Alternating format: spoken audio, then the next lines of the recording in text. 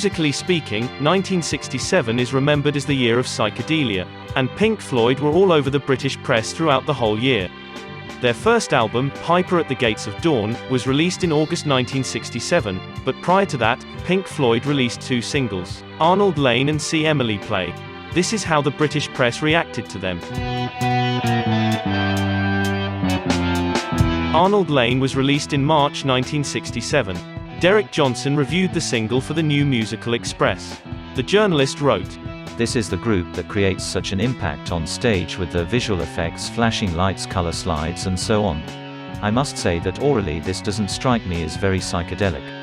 But it is an unusual disc with an offbeat lyric and blockbusting sound. Great organ work, twangs and a spine-tingling build. With all their publicity, they could well hit with this. The B-side, Candy and a Currant Bun, is a joggy, jaunting number underlying fuzz guitar and mid-tempo pace. The solo is part sung, part whispered with strange oscillating chanting." Journalist Peter Jones reviewed the single for Record Mirror. "The group is getting stacks of publicity and this is a way-out reverberating production which really is different. And well performed. Watch it closely." The following issue of Record Mirror featured a picture of the band with these words. Quote from the Pink Floyd, "Tipped as one of the big new groups of '67. If we have to have some kind of definition, you could say we are lights and sounds.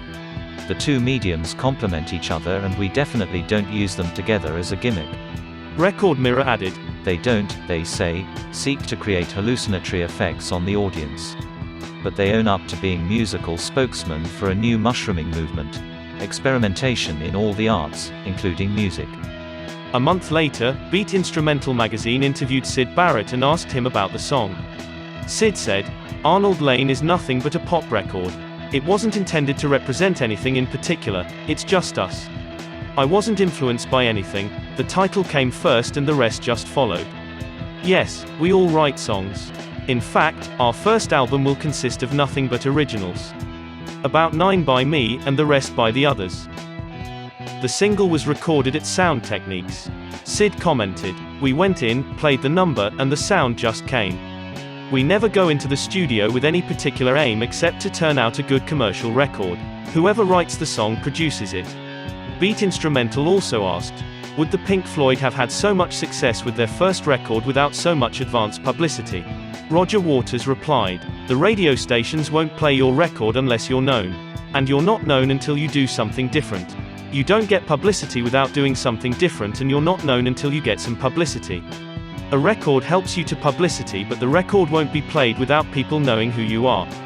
The whole thing goes round in a circle and becomes quite complicated." The Melody Maker also interviewed Barrett and asked him about the writing of the song. Syd commented, "I was at Cambridge at the time I started to write the song. I pinched the line about moonshine washing line from Roger, our bass guitarist, because he has an enormous washing line in the back garden of his house. Then I thought, Arnold must have a hobby, and it went on from there. Arnold Layne just happens to dig dressing up in women's clothing. A lot of people do, so let's face up to reality." Miguel, wonderful radio,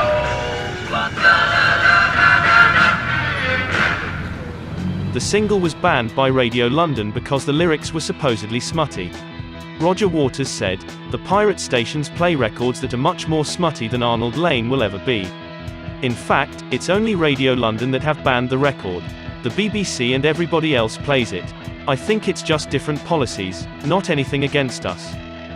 The big controversy in the music world at the time was the fact that the song Release Me by Engelbert Humperdinck kept the Beatles' new single off the top spot. And many music fans were complaining about the amount of square ballads in the charts. Syd Barrett said, "Teenagers in Britain are great.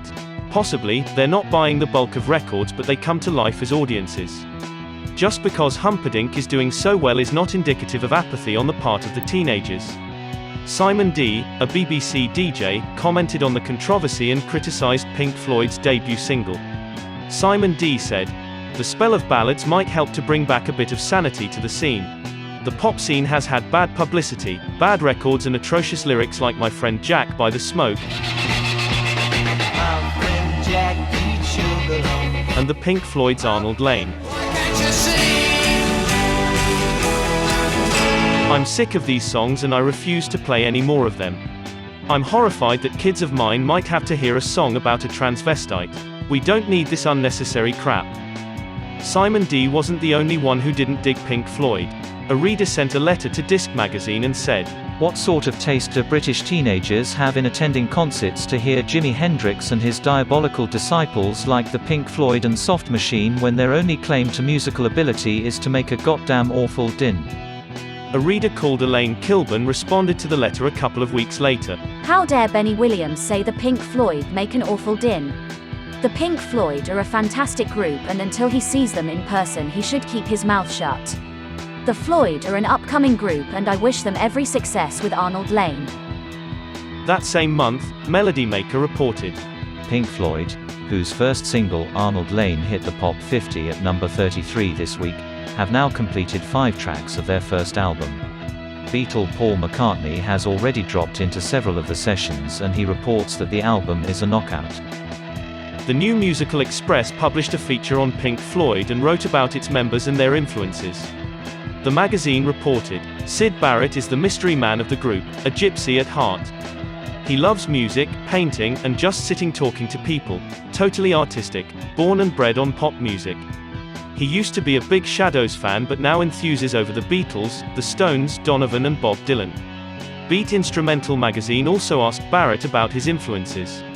Barrett said, "Idols, well, Steve Cropper is an obvious choice, and so is Bo Diddley. In the old days he was a great influence on both me and the group. No, I don't think they influence me now, at least I'm not conscious of it. Apart from being a good guitarist, I don't really have any ambitions yet."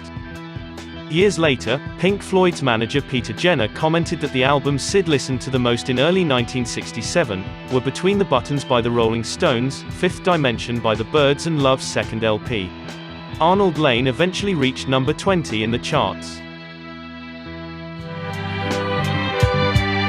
Pink Floyd released their second single in June 1967. See Emily Play was specially written by Syd Barrett for an event called Games for May. Games for May was a concert that took place at the Queen Elizabeth Hall on the 12th of May 1967. This was seen as one of the first significant concert events held by Pink Floyd. The show was set up by their managers Andrew King and Peter Jenner, and promoted by classical music promoter Christopher Hunt. Chris Welch reviewed the new single for the Melody Maker. Welch wrote, "Creative production is self-evident in great quantities on the Pink Floyd's Arnold Layne follow-up See Emily Play. While the lyrics are not as immediately understandable as the tale of our Arnold, the almost ethereal sound of the guitar organ and voices makes an immediate impact. Lots of people will want to know more about this strange schoolgirl and her free play today." Peter Jones reviewed the single for Record Mirror. "Excitement as expected. Some rather good controlled vocal work not so easily expected. Actually this is the group's best so far. And it all builds well enough to be a substantial hit. The instrumental phases are way out, clever, and certainly different. Very well done." Penny Valentine, who used to review the singles every week for Disc and Music Echo magazine, wasn't as enthusiastic about the single. I didn't really go mad over this group's last record, and I can't in all honesty say I like this much either. It's another of those songs which appear childishly innocent on the surface but actually carry messages of doomy evilness. The song quickly started climbing up the charts and the band appeared on top of the pops. Beat Instrumental magazine interviewed Rick Wright while sitting amidst a cluster of drum kits in the top of the Pop studios. Rick Wright said, "The song was recorded in the Sound Technique studios in Chelsea. Although it sounds a bit gimmicky, hardly any special effects were used. Take that Hawaiian bit at the end of each verse for instance, that was just Syd using a bottleneck through echo. The part that sounds speeded up though, was speeded up. John Woods, the engineer, just upped the whole thing about an octave. On stage, we have to cut out that particular bit. But I don't think the audience minds if our reproduction isn't 100% accurate. They realize that many groups use weird effects and they don't expect to hear them all in a ballroom." The Melody Maker also asked Roger Waters about their live show. Roger Waters said, "Perhaps we should stop trying to do our singles on stage. The sound of records we make today are impossible to reproduce on stage, so there is no point in trying." Melody Maker asked, "Isn't this being dishonest?" Waters said, "This is the point, we don't think so. We still do Arnold Layne and we struggle through Emily occasionally. We don't think it's dishonest, it's a perfectly okay scene. Can you imagine somebody trying to play A Day in the Life? And yet that's one of the greatest tracks ever made.